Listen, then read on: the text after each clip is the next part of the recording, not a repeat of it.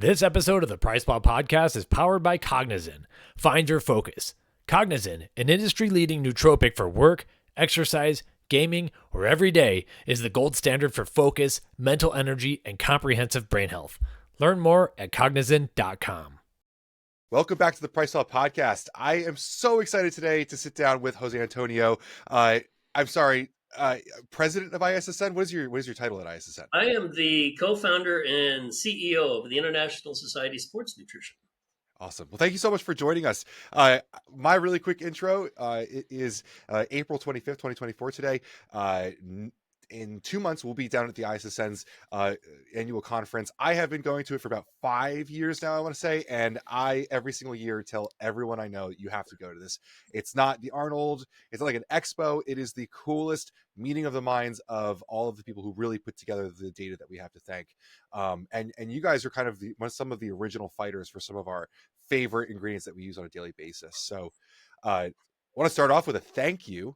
But thank you for joining us. Thank you for everything you've done. Cannot wait to talk today. Can you tell us a little bit about like where you started and how it came to be? Yeah, thanks for the introduction and thanks for having me on your show.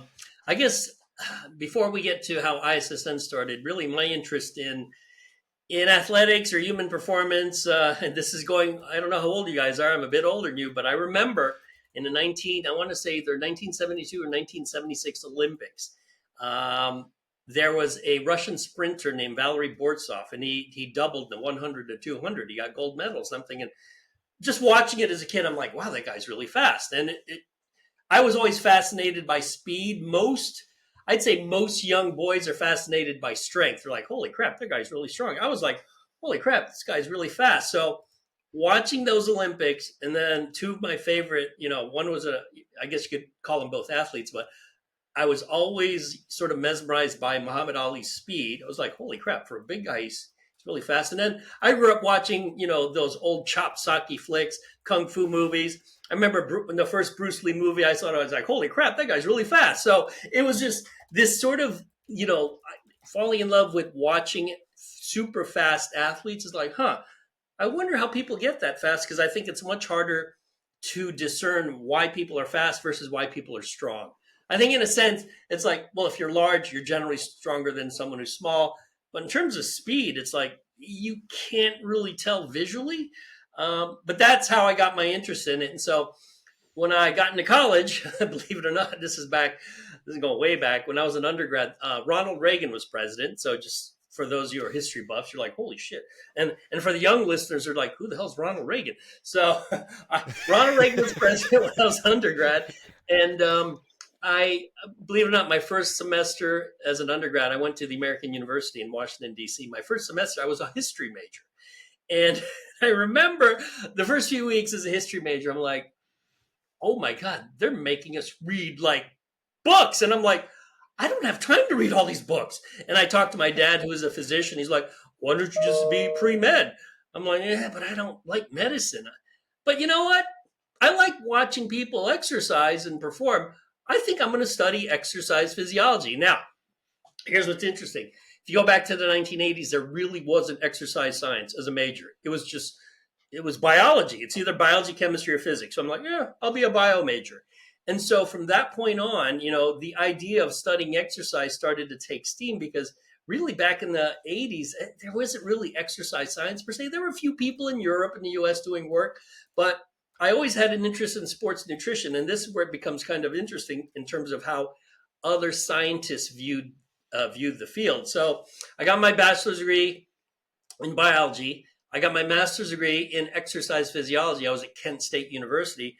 And then when I was thinking about my PhD, the idea, this is what's strange, the idea of doing a PhD studying a sports nutrition topic, people look at you like, you're a fucking idiot. That's not even a real field. Why would you study supplements, which are all bullshit? And I'm thinking, well, they can't be all bullshit because people are taking. I mean, just sort of in a naive way, I'm like, some of it has to work for whatever reason.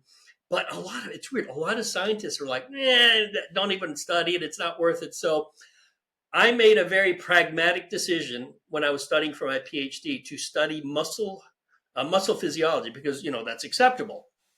So I got my degree 1993. And basically, I studied skeletal muscle hypertrophy and hyperplasia.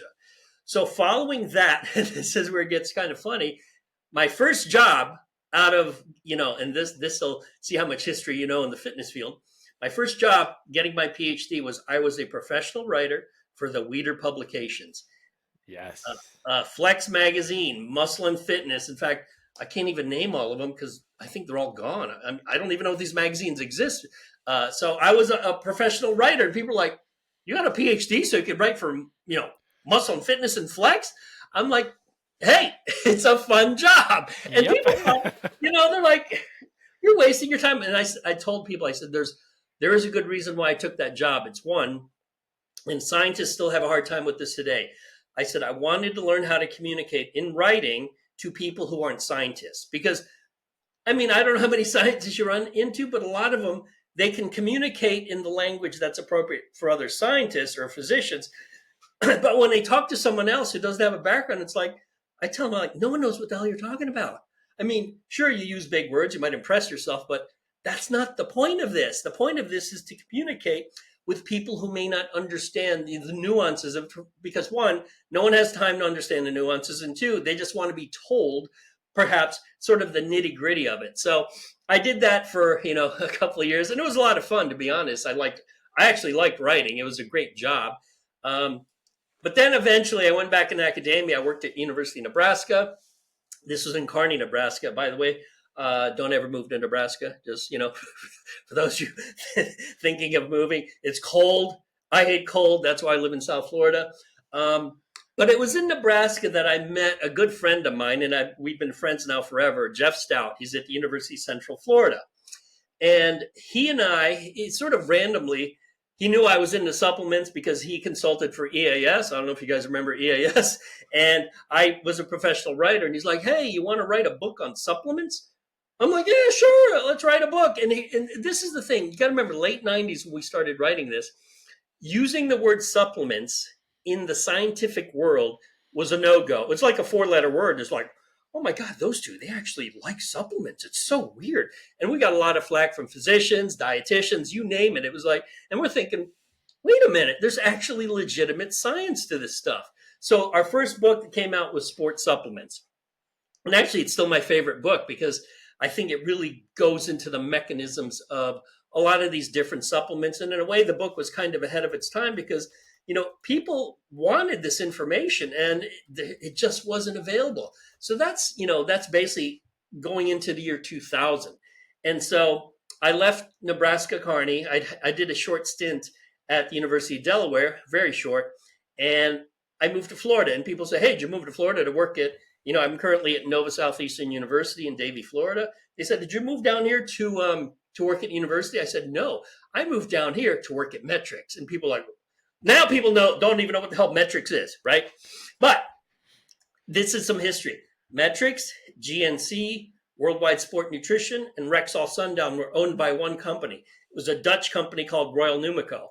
And myself and Jeff Stout, we worked there. First, get this, we both worked in scientific affairs. And I was like, damn, I'm really bored out of my mind. And I told Jeff, I'm like, I'm going to see if I could work in marketing. And he's like, "But you don't know anything about marketing." I'm like, "You're right, I don't know shit about marketing." But the marketing people are having all the fun. The science people, they all look miserable. And the marketing people are out there having fun. And by the way, the marketing people have all the money too. So they have the purse string. So I went to the CEO of the company and I said, "Hey," his name was Ralph Danisco. And I said, "Hey, I want to switch from scientific affairs to marketing." He looked at me like, "Well, you know any marketing?" I'm like, "No."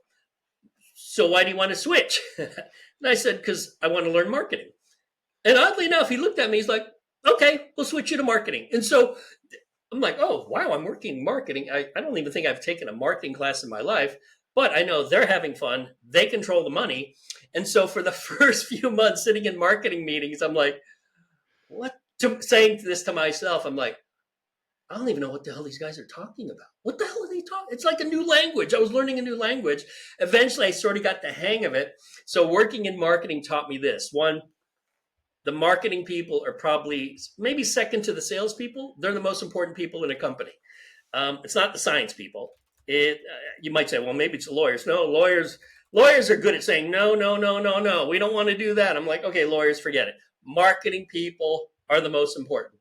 So I learned a lot in that working in that capacity. And it was during that time, I don't know if you guys ever have gone to an American College of Sports Medicine meeting. Either? Okay. How would we are nodding our heads no. Well, how would I describe them? If you go back to the 80s, 90s, and 2000s, I would describe them as virulently anti-supplement, like bad. They hated it. And Jeff Stout and I gave a talk, I want to say it was 2000 or 2001. I don't remember the exact day.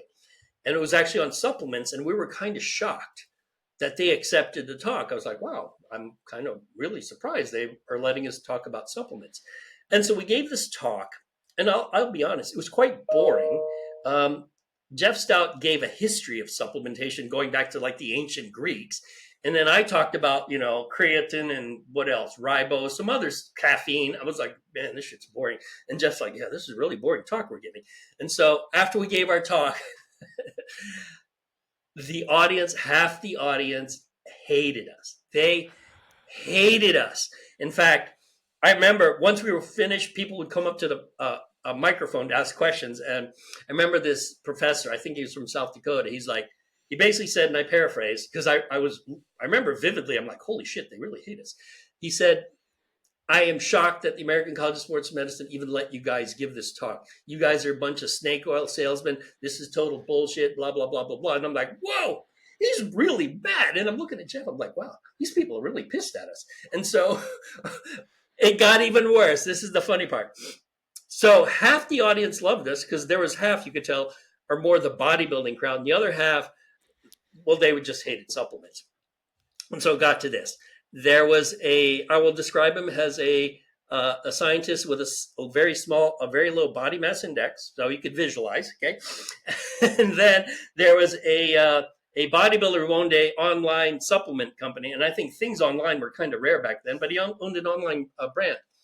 And the bodybuilder, he gets up and he points at the scientist and he says, I can tell you've never taken creatine, meaning you look like you weigh 110 pounds soaking wet. And so I was like, holy shit, I think they're going to fight. So the bodybuilder comes up to the mic, nose to nose with a guy who might weigh 120 pounds, to be honest. And I'm looking at Jeff, I'm like, they're going to fight. We're at a science conference and there's going to be a fight. A guy, in fact, he's one of the ISSN co-founders. He's in the back, Rick Ryder. He stands up in the back and he just screams. He's like, everybody just shut up and let these guys answer the questions, because it was a weird hostile crowd. I mean, it was just so weird. Like, why are these people so anti-supplement? Now, you think it can't get any worse than that? Well, it did get worse than that. So after the talk was over, Jeff Stout and I go to a cocktail party. And the funny part is I don't even go to parties. The fact that I was at a cocktail party was kind of funny. And we are approached. Remember, we're young PhDs. We are approached by the president of ACSM. And she walks up to us and she says, in a very matronly way, because she was a diminutive woman. She was like 5'2" or something. She said, and I paraphrase, she said, gentlemen, if you want to have a career, I would recommend you not do research in supplements. And first of all, I was shocked that I heard that. I was thinking, wait a minute, don't scientists do research? Isn't the whole point of science to do research? And I think Jeff and I looked at each other like, did she say what we thought she said? And yes, she said what we thought she said. Now, keep in mind, this woman got money from Gatorade, which is a supplement. And so all of these things sort of happening, and I'm thinking, this is so weird. And so we decided, there was 5 of us, myself, and you probably know these names, myself, Doug Kalman, Richard Kreider, Susan Kleiner, and Anthony Almada. I don't even know where Anthony is these days, but he sort of disappeared. But the 5 of us get together, and this is at a conference a year later. We decide to start our own organization focusing on sports nutrition and supplements. Why do we start it? Because everyone does such a piss poor job at it. And thinking, why are so many people anti-supplement? And the God's honest truth is, I don't know the answer, other than it's unfortunate that academia tends to produce people who, it's not that you teach them to think, it's sort of you tell them what to think.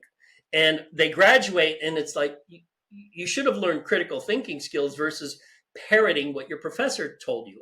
And I tell my students all the time, I'm like, hey, you don't have to believe a word I say, but I can support everything I say. And if you don't think I'm right, hey, look up the data yourself. And I think that's a lesson a lot of college students don't get. It's you got to be skeptical, even if you're professors. So starting in 2004, we had our very first conference. Like 50 people showed up. I'm like, Doug and I basically ran the thing. So Doug Kalman and I, and we're like, hey, you think anyone will show up? I'm like, I don't know. And if no one shows up, hey, no one shows up. I'm not someone who like dwells on whether something will succeed or fail.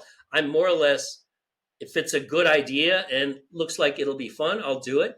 And so, 50 people showed up, and really, God's honest truth is how many sports nutrition scientists are there? Even if you go now to 2024, I would guess there are maybe 100 in the world sports nutrition scientists, people who do research in this. So you're talking, there's more physicians in like a small town in freaking Iowa than there are sports nutrition scientists in the world. So from a science standpoint, it's a tiny category. It's like we kind of know each other on a first name basis. From an industry standpoint, it's certainly much bigger, but it's much smaller. People are like, oh, the supplement industry is huge. Well, compared to what? Compared to the pharmaceutical industry? It's tiny. It's like nothing. In fact, I bet you could get one drug out of the pharma industry that exceeds all of supplements. Hell, I bet you Viagra makes more money than every supplement. So I don't know that. I'm just guessing, but you never know. So we go from 2004 to 2024. We're going to have our 21st annual conference. And people ask me, so what's different between ISSN and all these other conferences? And I'll tell you what the difference is. The difference is we're not snobs. We talk to everyone. You don't have to be a scientist to show up. Everyone is very open-minded about different ideas. And if you go to other conferences, I hate to say, because I've been to other conferences and I quit doing that years ago, there's a sort of weird like, hey, I'm smarter than you. Hey, I'm better than you. And it's like, this is such bullshit. The whole point of science is to, generate original information, original data, and sort of spread it to the world. Not, hey, I know all this shit. That's so cool. I'm not going to tell anyone about it. But unfortunately, that's just, maybe it's not just science. I think that's just how people are. So I think one of the best parts of ISSN is we have a journal. And I think, Mike, you may have alluded to some of the papers we recently put out on creatine, on caffeine, on protein, where we are helping shape sort of what the correct science should be in this category. Because if we didn't do it, I'll be honest, I don't know who would be doing it, because it's just one of those things that a lot of people still have weird ideas, about creatine of all things. Creatine. I tell my students, and sorry, I keep talking here, but I have a lot of stories. I tell my students all the time, I'm like, I don't care if you don't give a crap about taking creatine for muscle or exercise. How about this? Take it for your brain. I'm sure you care about your brain. Maybe it'll help memory. Maybe it helps cognition. It's not going to hurt you, and it could potentially help you. And, my personal philosophy with, supplements in general is if it helps you or has a neutral effect, you should try it. Whether that applies to you personally, whether that applies to you working with athletes, I think there's a role for it. And another thing, I don't know, this kind of bugs me. Because I do a lot of research in sports nutrition, sports supplements. I don't really do research on diets per se, but what bugs me is this idea. There's this idea that, okay, foods first. And I'm thinking, well, no shit, foods first. No one's ever said supplements should replace foods. No one said that. So there's this bizarre straw man that keeps being repeated. Well, foods first. Well, of course, foods first. Otherwise, if we don't eat, we'll be dead. So people need to stop saying food first, because of course food is first. It's sort of like saying water's wet. Well, yeah, we know water's wet. Let's start with that. The other thing is you have to fix your diet before you take a supplement. And again, if we go purely on science, that is not true. In fact, I would speculate that the people who are helped the most by supplement, and let's take simple ones like creatine and beta-alanine, are the ones with the shittiest diets. Why? Because that might make up for something they're not getting in their diet. So in a sense, if you have a bad diet, it might actually help you more, especially creatine. Now, if you're a vegan, forget it. It's going to help you a lot because you're not getting any creatine at all because all you do is eat freaking broccoli and chickpeas, right? And, you need to eat like 5 pounds of that for it to be equal to like, one chicken thigh. So I'm not sure that answered the question of how ISSN started, but it's sort of like how I got into it. So. Well, that was the best intro we've ever had. We are 20 minutes in. Thank you so much, Ben. I kind of wanted to just note, like, kind of what you were talking about, like what makes ISSN different. We go like, unlike you, we do go to all of the shows. Like, we go to every single thing that we possibly can, and at different shows we see different people. But when it comes to people who are really making like data that really changes what's happening next year, the one thing that they all have in common is every single one of them is in Florida for ISSN every single year. Like when I'm at Expo West and we're talking about this new ingredient coming out, people don't realize that Chad was presenting data on it last year in Florida. Everything happens first at ISSN. All the people are there, and you are so right that it is the most welcoming show that I've ever been to. Like, you can talk to anyone. I talk to people who we're citing the week before on our blog. I talk to and they are so open to discussing their work, the new things coming. Like, everyone is so welcoming. I enjoy the show so much that I've been trying to convince Mike to go for years now. Like, it is just so fun. I just sent my wife a message. I said, I'm so going to ISSN. We have some stuff going on, but yeah, this has been so much fun already. I think I'm very, you point out some things that are incredible. Talking about translating science, we basically make a business out of doing similar things. So if you ever want to come write for us, then you are welcome to come join, because I always tell it in our story. People wanted this information back in like the bodybuilding.com forum days. Everyone's looking for the studies. Everyone's trying to figure things out. And some of the open text journals, such as yourselves, really, really, really help push things forward. So yeah, we greatly appreciate you for sure. In terms of the whole creatine thing, and this comes up as a joke in a lot of podcasts, we did have Doug Kalman on as well. So let's say it's like the late 90s, early 2000s. That's when I was a high school athlete in the late 90s. And creatine was obviously very controversial. That's when it was starting to hit like the scene a little bit in terms of high school athletics. And there was a lot of, like, let's say there was a mom who gets her information primarily from CNN, and she tells you it's a steroid. What is like, how did you respond to that? Because we've been hearing creatine is a steroid for so long. It's like the dumbest thing. But like, how would you respond to that in the late 90s versus today in an appropriate manner, I guess? Yeah, I mean, it's hard to. I always ask people first what their background is if they have a science background, because I have to tailor the language based on what they know from a science standpoint. But I ran into that. My wife and I ran into that a bit when our kids my kids played travel softball. I mean, they graduated college now. In fact, one of my one daughter is getting her PhD under Jeff Stout right now. But when they were kids, we had them on creatine. So we're talking starting from when I think they first played travel ball at age 5, and I think they quit playing at like age 12. So for a good, not quite decade, we emphasized protein, we emphasized creatine, and we were the only parents that did that. In fact, the other parents, you spend a lot of time with these parents when you're playing a travel sport, and they kind of thought we were odd, like, oh, wow, you have your kids taking creatine. I'm like, yeah, they're taking creatine. We even emphasize protein. And even amongst a close-knit group of parents, I could not convince them that there was value to drinking a protein shake or taking creatine. So now when you're dealing with strangers, it's impossible. The only way I could respond to it would be, well, no, creatine actually isn't a steroid. In fact, it's made from amino acids, and remember, amino acids are the building blocks of protein. So you can think of it as sort of a tiny molecule similar to protein. But that still doesn't convince people for whatever reason. It's one of those things where when it's mentioned in sort of, and now with social media, things spread like wildfire. But even before, when there wasn't really social media, for whatever reason, that idea always kept coming up. And I'm thinking, why do people ask this? And to be honest, I don't know where it came from. It just had legs and kept being repeated and repeated. Same with creatine causes cramps. Creatine might be bad for your kidneys. And I'm thinking, where are they getting this information? And honestly, I was always puzzled by it. But now with social media, I'm even more puzzled by it because there's still people who believe it. Wait a minute.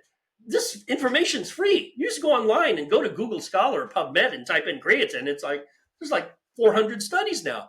So with 400 studies, the ISSN putting out all these papers, people still believe creatine's a steroid. The question is there really anything we can do to convince those people? I don't know. I mean, it's sort of, I have students ask me, well, okay, let's say, my uncle or my mom or dad, they don't really know much about this stuff. Where would they go online to find it? And I say, well, unfortunately, they'd have to go read a science journal, of which, can be kind of boring, I admit. It's not the easiest read, probably put you to sleep, but that's where the information is. Or you have to go a trusted site that can decipher the stuff for you. And then they're like, well, how do you know it's a trusted site? And again, I would say, well, unfortunately, it goes back to the science. If you understand the science, you'll know if it's a trusted site. And so we get in these circular conversations about, and finally we get to, okay, so basically if you're a non-science person, it's very difficult to find that website or that company that will tell you the truth about supplements. Without it being, without them trying to sell you something. So the creatine is a steroid thing. It's just so weirdly puzzling. I don't get it. It sort of goes up there with, I'd say it's up there with the protein is bad for your kidneys thing, which has been around forever. I mean, I heard that in 1983 when I was an undergrad. I'm like, wow, protein's bad for your kidneys. That's really weird. Because I know a lot of bodybuilders who eat a lot of protein. And they seem to be quite healthy. So it's almost like there are people who ignore the real world, like they must be blind, they're not looking around, and they just come up with these conclusions. And I'm thinking, just look at the people around you. Clearly, protein's not bad for your kidneys, and creatine's a steroid. Well, God, there's all these kids on steroids now, right? Who are taking creatine. It's nuts. It's insane. I would say that you guys have done one of the best attempts at helping with this, though, with your position stands. I think your position stands have been super helpful in shaping the way that we look at things and kind of also just directing our community. I mean, your position stand on beta alanine, this is slightly tangential, but you guys going with 4 grams versus the patent holder's 3.2 grams created such an interesting conversation. Like, and you guys don't own the patent or anything like that. Like, I thought it was fascinating how you guys making one statement was able to make, I don't want to say a rift in the community, but there was a difference between brands that went with carnitin's dosage or who went with the Sports Nutrition Society's dosage. That was interesting. And I think you've done that in a few places. You've done it with caffeine and its safety as well.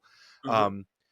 I do think that that's the best that a scientific community can do, because if you go past that, you do have to start speaking to consumers and get a little bit away from your roots in science, in my opinion. Yeah, and you know what? It's companies like yours. When companies come to ISSN and we have these vendors, and oftentimes people will say, "Hey, if I don't want to read these journals, what can I do?" And I often refer them to vendors that might show up. People who they're aware of the science. They're not scientists per se, but they know enough that they can actually decipher a lot of this stuff. And it doesn't have to be, you don't have to explain mechanisms of action. You could just explain pragmatic things like dosing, duration, any potential side effects, any potential harms. Does it apply to specific populations? I mean, those are, at the end of the day, that's really what people want the kind of information they want. They're not really, what's the mechanism of action of creatine? Does it inhibit the myostatin gene? I'm like, no one gives a shit. I mean, no one does. So.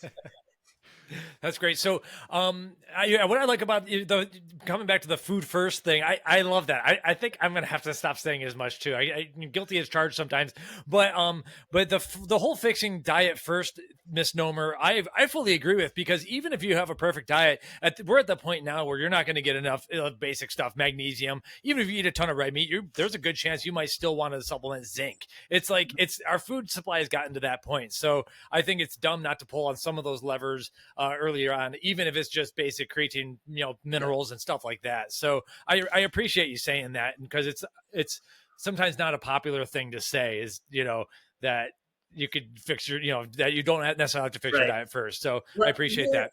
Yeah, I think part of it is people like to create hierarchies of, this is number 1, this is number 2, this is number 3. And I've always viewed anything you consume, whether it's a food, whole food, whether it's a processed food. Hey, protein powder is processed, still damn good for you. So you got whole foods, processed food, then you got different dietary supplements. I've always viewed it as these are all consumables.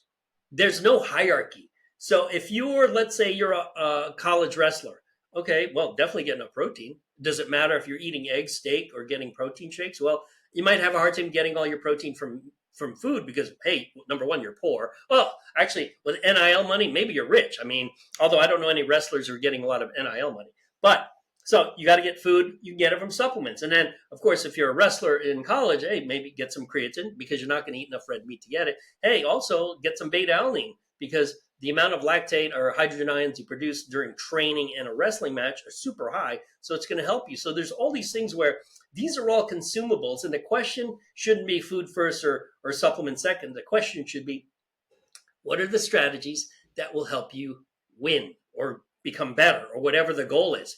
And if it involves taking beta alanine and creatine with a good diet, then do it all at once. Don't be like, yeah, I think I'll fix my diet first and then I'll take some creatine. I'm like, no, do it all. It's sort of like this. I liken it to in the strength and conditioning world. I'll ask, well, what's more important for a football player, lifting weights or doing sprints? Well, both. Okay, well, do you first get athletes to be a certain strength before you have them doing sprints? No, you do it all because sprinting is important. Lifting weights is important. Just like with nutrition, supplements are important, as is the diet. So I don't like this idea of a hierarchy. One, there's no scientific evidence that exists. And two, at least intuitively to me, it never made sense. Nope, no. So, okay, thank you. Now you mentioned you can, the presentations at ISSN, a multi-part question here. Do those presentations have to be, do they have to be from academics? Like, would I be able to come and give a presentation on something that I've kind of discovered is the first part. Second part is like, does it need to be tied to a paper that's going to be published soon? That seems to happen a lot, but I'm wondering if it has to be tied to that. And is it always sports related, or is it like, could it be like diet research or something like that? How intense is it with the ISSN presentations is what I'm asking. The presentations are actually quite broad, just sort of by definition, because it's a sports nutrition conference, 90% of it deals with sports nutrition. Mm-hmm.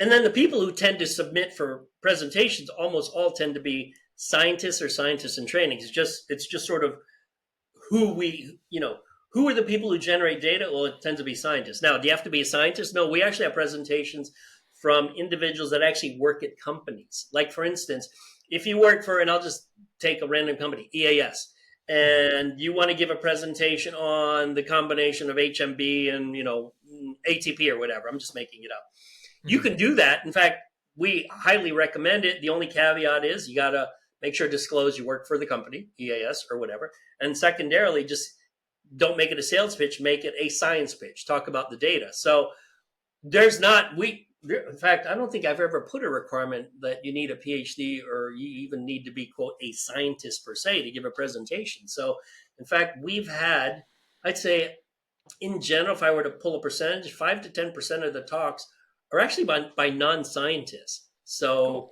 they could be personal trainers, they could be strength coaches who, and in fact, not all of them are actually sports nutrition. We've had a few on strength and conditioning, training a certain type of athlete. So we try to keep it wide open, although we still, the bread and butter is still, sports supplements, sports nutrition. But, I tell people, hey, if you want to give a talk on, training a world-class sprinter, I think there's people who want to hear that. So, So yeah, we're pretty wide open to that. Yeah, some of my favorite presentations I've sat through were not from scientists. I did enjoy all the scientist ones as well, but Rick Collins, Dan Fabricant, I've sat through a decent amount from them.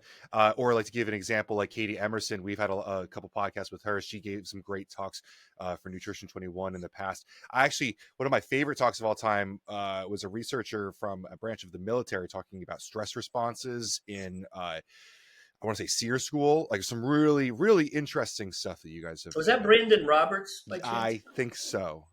Okay. Yeah, because there's not many who are coming from the military giving talks. So yeah, so those are always interesting because they're coming really from really much different backgrounds. And actually, Rick gives a really good talk on just androgens, anabolic steroids, particularly the legal and regulatory aspects of it. So there's that stuff, and I guess I'm so used to hearing these talks that I've never in my mind divided it into scientists and non-scientists. To me, it's like, hey, that's kind of a cool topic. Mike, what do you want to talk about? you want to know? I'm curious. Vitamin A and vitamin D, I think we're toxic. So that's my current position stand, but I haven't formulated everything yet. So Yeah, fat soluble alcohols that in excess become a little bit bad for the joints. Well, you know what's interesting? As I used to take vitamin D, I don't anymore. Why? Because I'm in the sun all the Florida, time. yeah. So my hydroxy D levels are actually, I think they're fairly high, but it's just I'm a freaking sun worshiper. So That's the way to go. Yeah, South for Florida. sure. No, yeah. So yeah, that would. So yeah, at what point does someone have to submit for a paper? And then second part of the question is, what are we excited for this year? What do we have on the docket? Well, if you want to submit for a talk, typically, like right now, I'm pretty sure the speaker schedule is filled. Oh, There's right. always people who drop out at the last minute; they can't make it or whatever. So we have people like after the conference, we have people submit something for 2025. I always say just submit it as early as possible because it just fills up. Particularly if it's not it's called a not a stereotypical science talk. I always say those should be submitted, before others. And there's two ways to do it. One, like you referred to Katie Emerson, she works for Kiowa now. She has what's called a sponsored talk, where the sponsor will actually sponsor the ISSN, and in return, we'll have one of their clinicians or scientists give a talk on whatever. Maybe it's one of their ingredients and whatnot. So that's the other way. It could either be a sponsored talk, or they just submit online for sort of the traditional way. This year, I can't off the top of my head tell you what's on it because Chad Kirksick and I have been working on it quite a bit. But one of the things we try to do each year is that we try not to have the same speaker we had the year before. And there are conferences like, for instance, the National Strength and Conditioning Association, which I used to go to quite a bit, but with limited time, limited resources, I can only do so much. One of the biggest complaints to that conference was, oh my God, it's the same speakers we had last year, the same speakers last year. Whereas ours, it's so rare to have the same speaker 2 years in a row. In fact, I don't think there might be one person that repeated from last year. So we try to keep it that much different. I think our keynote, I will mention our keynote talk is from Darren Kandow at the University of Regina in Saskatchewan. And he probably is looking into creatine research more than anyone. And his ideas on how much to take to help the brain are kind of interesting because we've been so myocentric. It's like muscle, muscle, muscle, muscle. He's like, I don't know if it's, I know we all say 5 grams a day.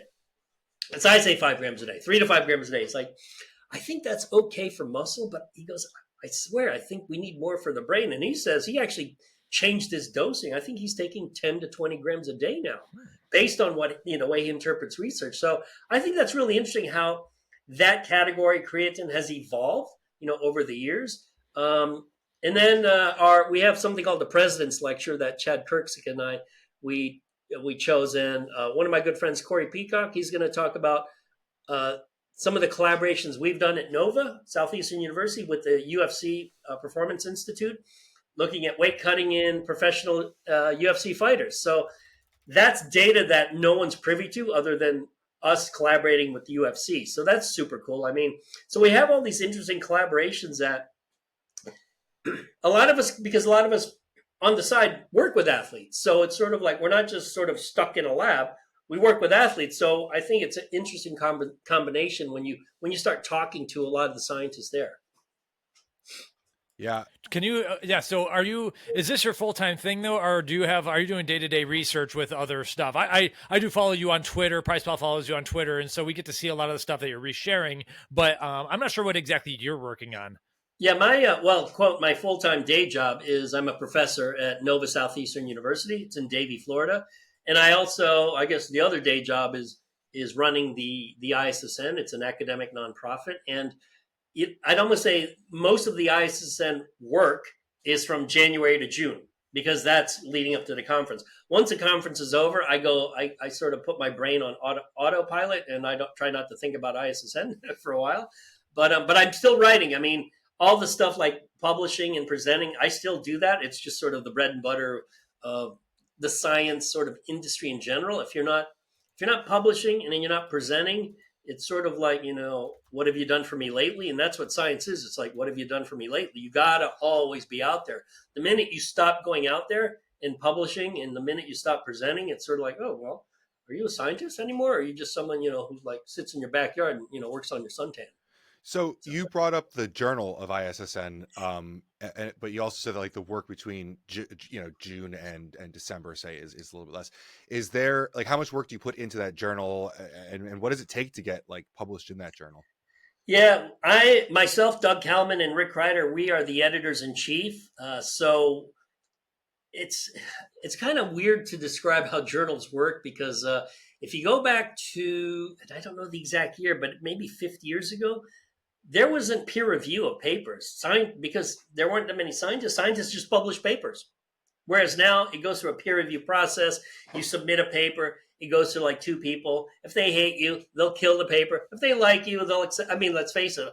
We know, like when I get a paper, I know who I'm reviewing. So when people see my name on a paper, they might not like me. So like, we're going to reject this paper. I mean, it's just the way the business is. I mean, but luckily there are other journals besides, JISSN. Now, I would say our journal, JISSN, is probably the one thing that has made the ISSN brand as good as it is. Without that journal, I don't know if the ISSN would be sort of worth its. I don't know if it'd be worthwhile because now it's just a conference. But now the journal, which is where we put original investigations and whatnot, is really sort of it gives it, brand. I guess let's use marketing terms. You get brand cachet from it. But what's interesting is us as scientists, we publish in all journals. Not just that, if you look at our publication history, we publish everywhere. And the reason we do that is you might reach different target audiences depending on which journal you go to. So I try to publish in different journals. Obviously, it's in the quote, the biological sciences. There's no way I could publish in a chemistry or physics journal, obviously. But, broadly the biological sciences. And it's really just to disseminate information. Now, people say, do you have to be a scientist to get published? And the quick answer to that is no, you actually don't. In fact, there are people who write papers, but you have to write in, sort of the scientific technical style.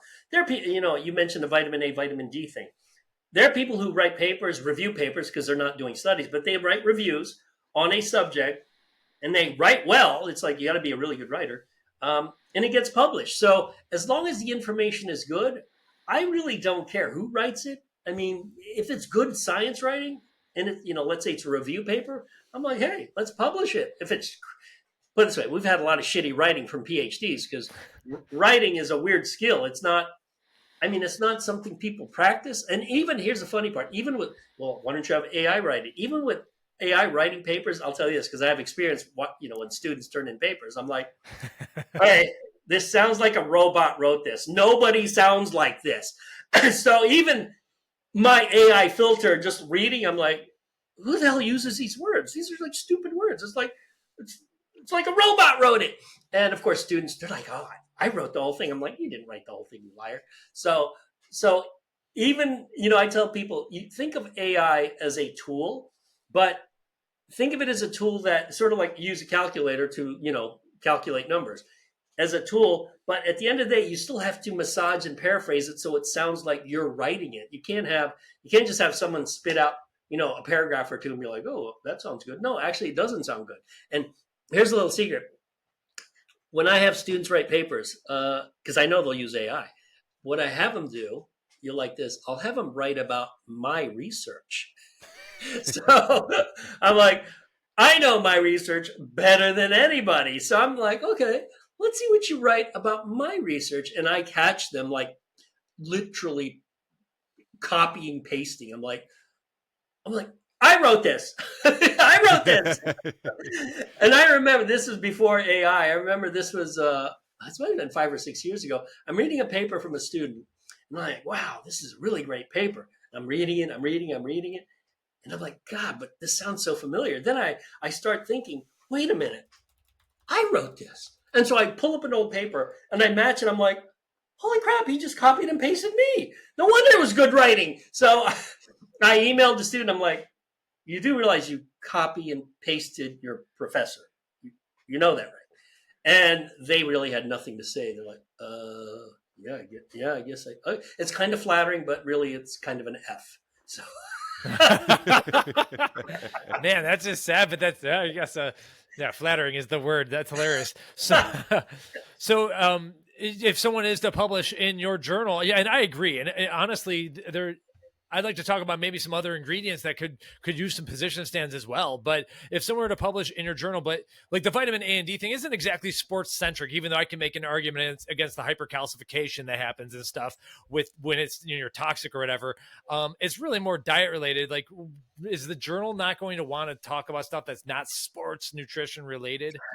This is where it gets a little tricky, because sometimes the publishing company will send me a paper and they're like, these authors want to know if they should submit it based on the topic. And I'd say half the time I'd say, it's kind of interesting, but it's really clinical, not the audience. And I say no. So do all papers have a sports nutrition slant? There's some who have, I mean, you could say it's kind of both sports and clinical. Like, for instance, if there's a paper on the effects of collagen on bone mineral density, it's like, technically you could say that's clinical. I mean, it's not like bone mineral density is going to like have some predictive ability or predictive power on performance, but it's important, right? We all want good bones. So that's, I mean, I always tell people the worst thing that could happen is just submit the paper.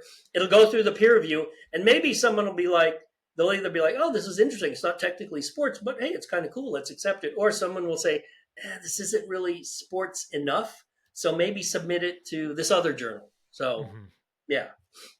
No, that's super cool. I love it. Yeah, Ben, do you have anything else? I also wanted to note, if you haven't been to the show, you might not know that there are presentations as well as a poster time. So the presentations are kind of like either sponsored people from the sponsors or the researchers themselves. But there is a whole nother section which can be undergrad, graduate, like all sorts of different levels of papers. It's a poster session.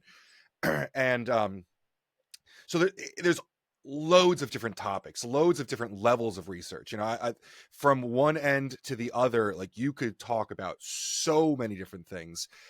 So it doesn't always need to be straight up sports nutrition. I've had very in-depth conversations with people about squat wedge shoes and how much added to the heel like changed the squat overall. Like, and it's probably, as much as I love sitting through the sessions and like hearing new stuff, one of my favorite parts is the poster session, because you can literally talk to the person and ask them the most specific questions you want. Yeah, and you know what's interesting? The poster sessions are typically given by a master's or PhD student, and it's good practice for them to explain to everybody, and you know, in sort of terminology or language that's understandable. And the beauty of it is all those poster sessions, we typically get about 80 or 90 per year. So it's all unpublished data. This is information that isn't out yet. It's at the conference. So I always say, hey, if you want to see what the latest data is, just ask all these students that are giving poster presentations, because it could be a study they just did on some new ingredient, or it could be, you know, an old ingredient, you know, maybe the effects of timing using protein or creatine or whatever. But it's probably your best source for looking at, okay, what are people, you know, I always, myself, I'm curious, what are people studying in all these different labs? And you get a feel for it. And I love the variety. It really is. And here's the other reason why I like posters, Ben. It's during happy hour. So there's a mixture of being happy and science. And I think we're the only conference that mixes happy hour and poster presentations, because, hey, if everyone's happy, then it's good science, right? Yeah, I was gonna joke and say I like to grab a Corona. It's in Florida, so it's like warm, and everyone's in such a good mood. You go to the Arnold in cold Ohio, it's a little bit of a different feel. Like you go to ISSN, you get a beer, you walk through like 6 aisles of science, and you can literally ask the person any question you want about their research, which is really cool, because you know, some of them are like PhD students that have like really ironclad data. And I'm not saying anything negative about any of these people, but sometimes the studies have a couple holes that like it's fun to ask questions about, and you know, everyone's having a beer talking about this. You're with your people, and it's just what's so fun about it, because you can offer like your perspective on maybe why something happened in this, and it's so fun. I think it's very underrated, honestly. Yes, and that's why Mike has to be there. Yeah. All right. Yeah. So we've talked a lot about creatine, caffeine, beta-alanine, some of the main things that you have position stands on.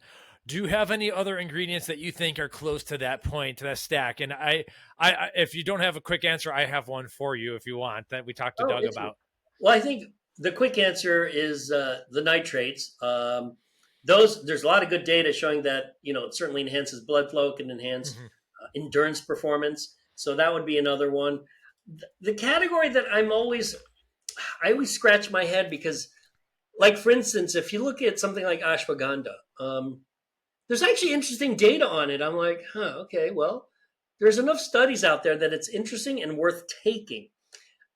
And then there's neutral studies. But the herbal category has always been a little puzzling to me because you never know which part of the plant they're using. So it's like with creatine, it's creatine monohydrate. It's easy to compare studies. But with these herbs, whether it's ashwagandha or ginkgo or you name the herb, it's like you have to really dive deep into, okay, so what part of the plant are they using? What's the concentration? I'm not saying that category isn't useful. I think I still go back to my personal maxim, and that is if it helps or has a neutral effect, you should try it. But the nitrates, I know, Mike, you had one. What were you going to say?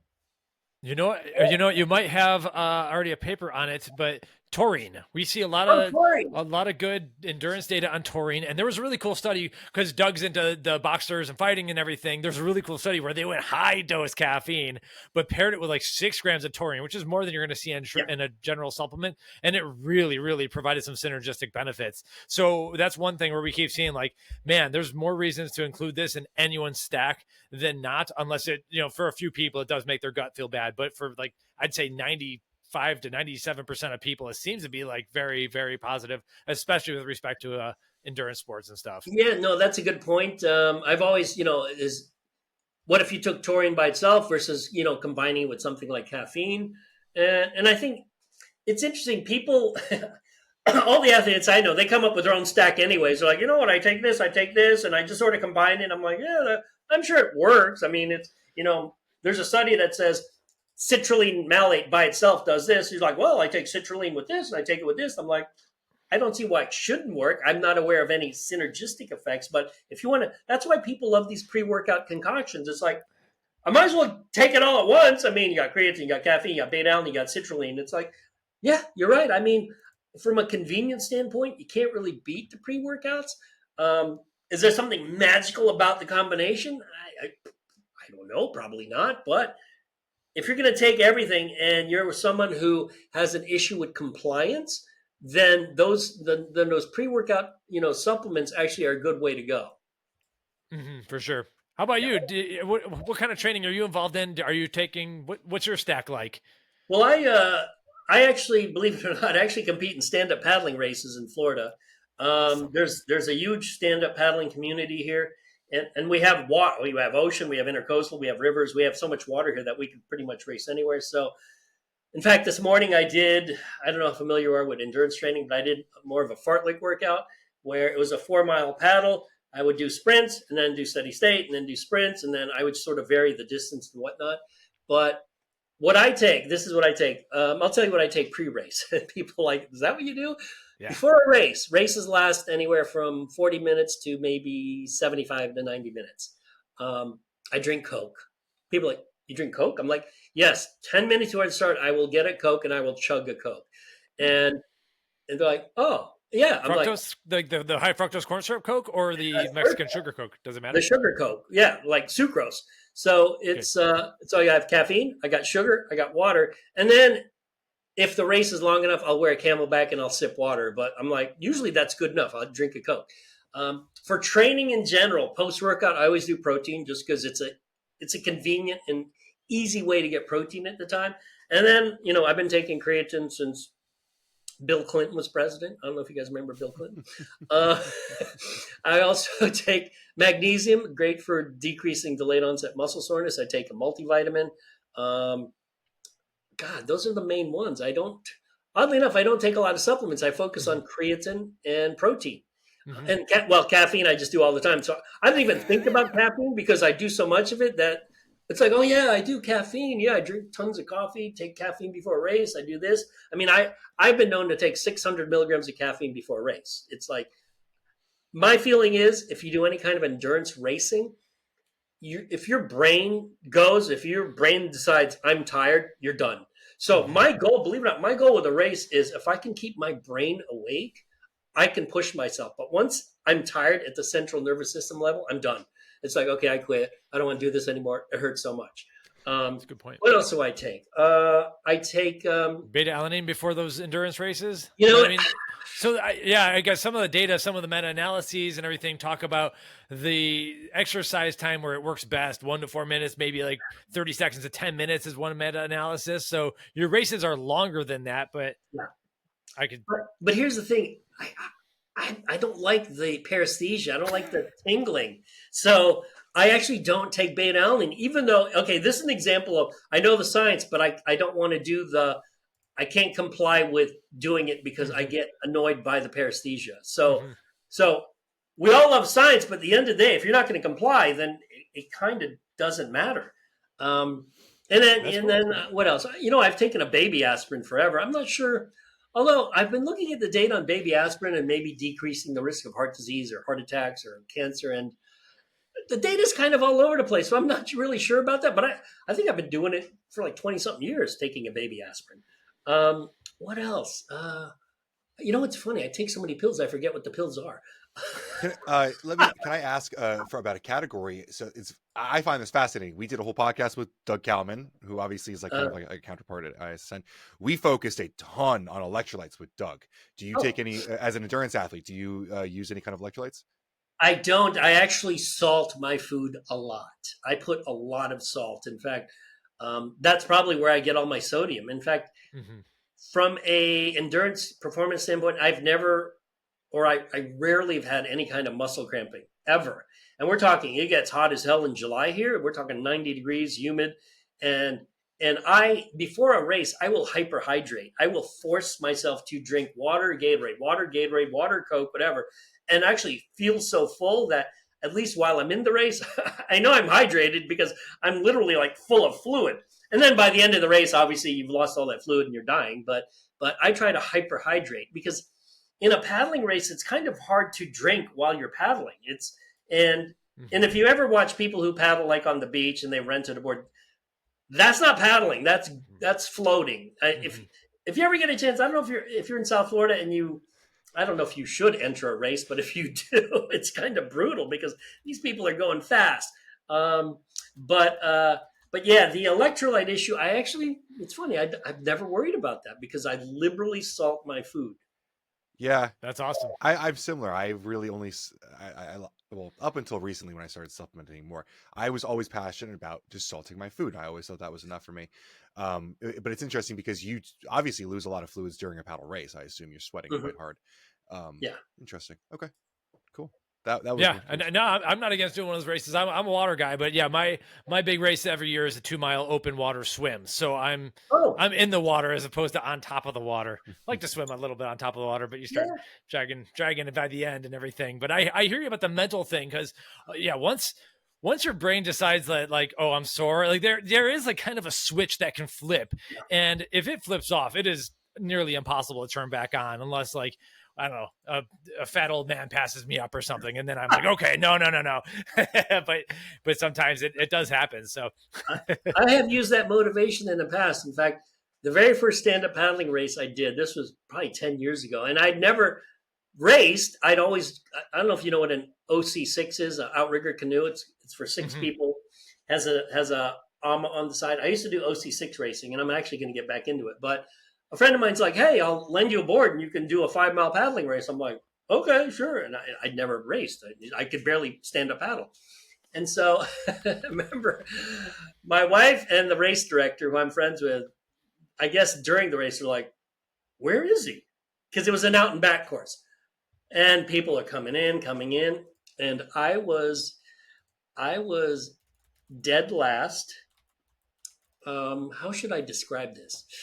I was neck and neck with an individual, with a female who had a high body mass index. Okay. And I'm thinking, she is kicking my ass. I killed myself to not finish last. I finished second from last. And finally, I show up and they're like, oh my God, where the hell have you been? And I'm like, I freaking died out there. I was like dying.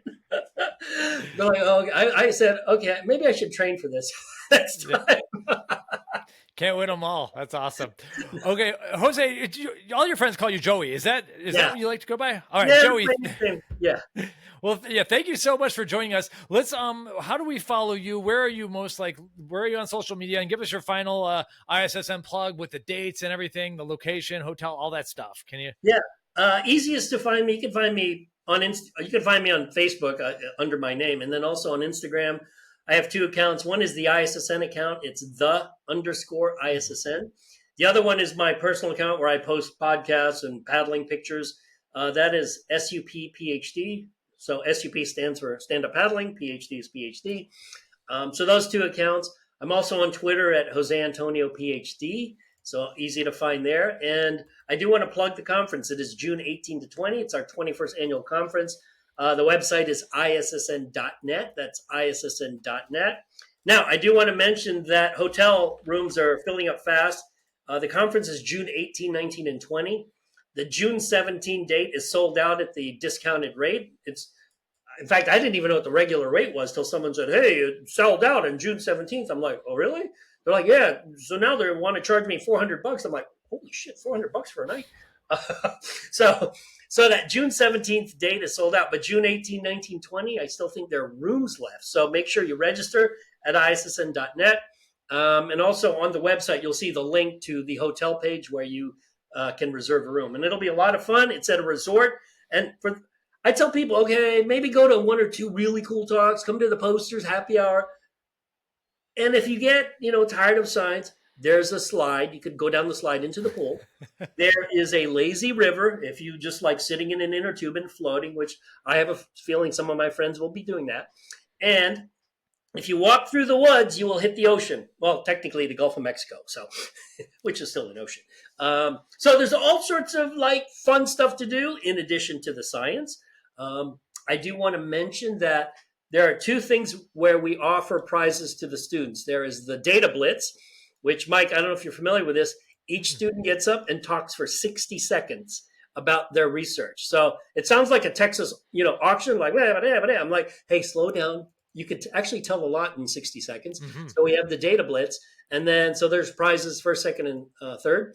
And then the posters, we have prizes for undergrads, master's students, and PhDs for the best posters. So I would say those are the highlights because, it's always interesting to meet who the up and coming scientists will be. And this is what's funny. I remember when we first started ISSN, there were students that attended that are now professors that have students, which says a few things. One is I'm really old. Two, this is kind of cool. So that's my story, and I'm sticking to it, guys. Thank you so much, Joey. We greatly appreciate you. Thanks, Joey. Hey, you're welcome.